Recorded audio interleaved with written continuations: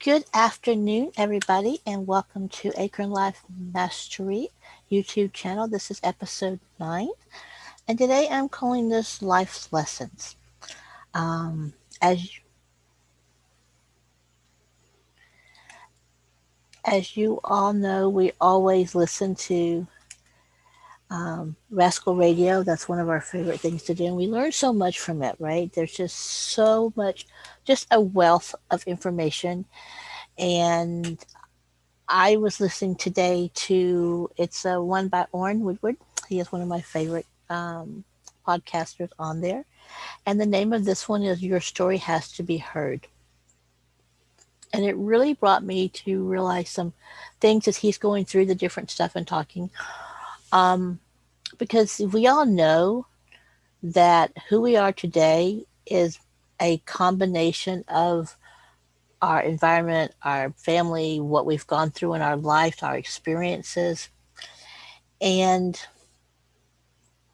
there were some things that he brought out that I thought were so valid because a lot of people don't get these things. And a lot of times, I think that because I know, like for myself, for a long time, I didn't want to be the center of attention. I didn't want to be recognized, right?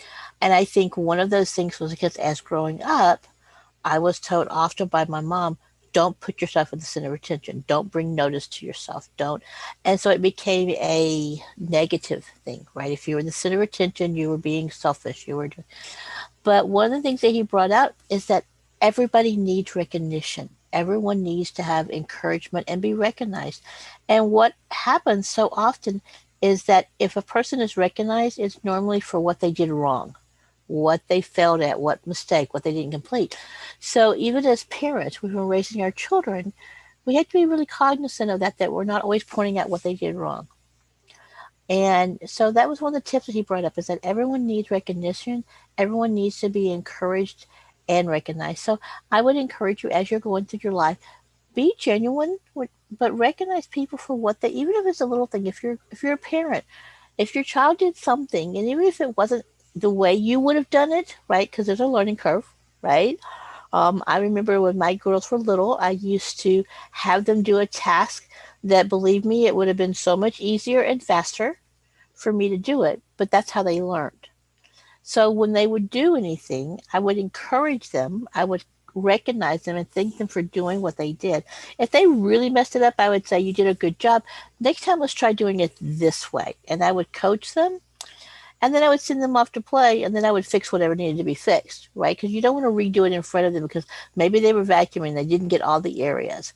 So those are little things that you're giving them that starting process of developing, but encouraging and recognizing.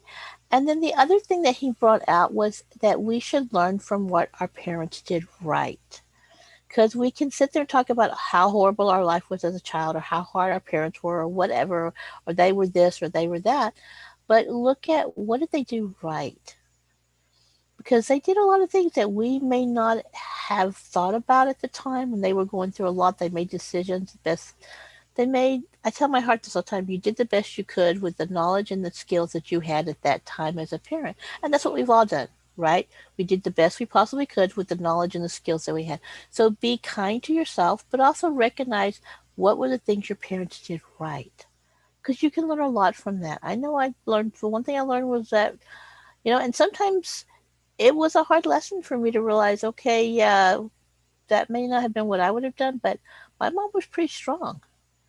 And she did some as a single mom for my youngest brother and her, because she was a single mom with him. She did a lot, and she had to take on a lot, and she became the sole source of income for them.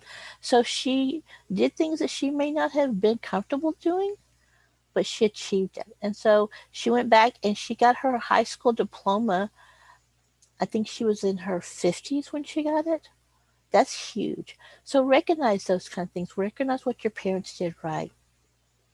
And then the big takeaway, and this is something I've told people a lot, is that it really doesn't matter what happens to you in your life. It's about how you deal with it. And one of the stories that he told was about two brothers who had the same upbringing, and one ended up being in prison and one ended up being really successful. And that hits home with me because I have three younger brothers, and we all, except for my very youngest, who was with my mom, but we all ended up with the same background, right? We all had the same experiences in growing up, to the family wise, and yet I have one brother who went the opposite of everybody, and he, anything you could possibly do to get in trouble, he chose that path. He wanted things to be done easy, so it didn't matter to him how he did what he did to get what he wanted. And then my youngest brother and I are the ones who did things what would be considered the ethical way, the right way. We had the same upbringing, we had the same experiences, and yet we made choices. And so that's where it talks about, it doesn't matter what happens to you in life, it's how you deal with it, how you make the best out of it.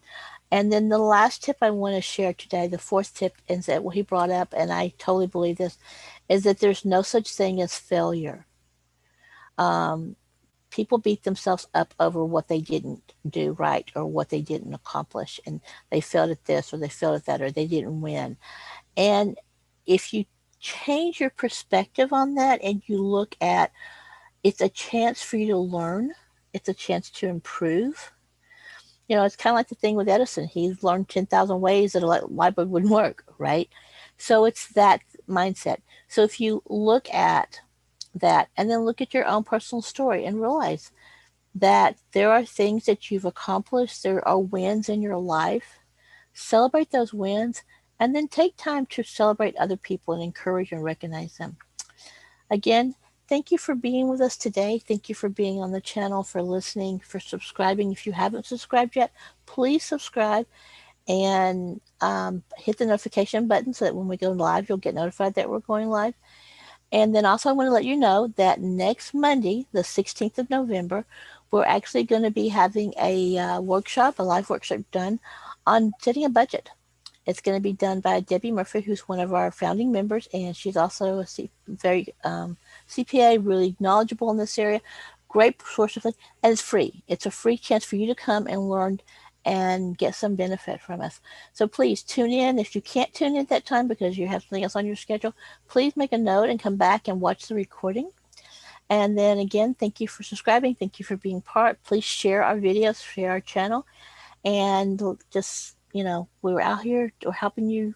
Pretty soon we're going to be inviting you to join our free community. In fact, I'll have a link today in my video. I'll actually include two links. One's going to be, there's a free trial for the Rascal Radio. You can get Rascal Radio for 7 days just to experience some of the things that we're learning and we're listening to, so you can get it as well. And then the other will be a link to join on our free community.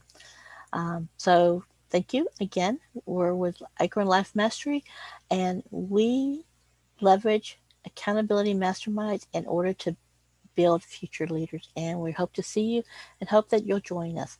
Thank you and have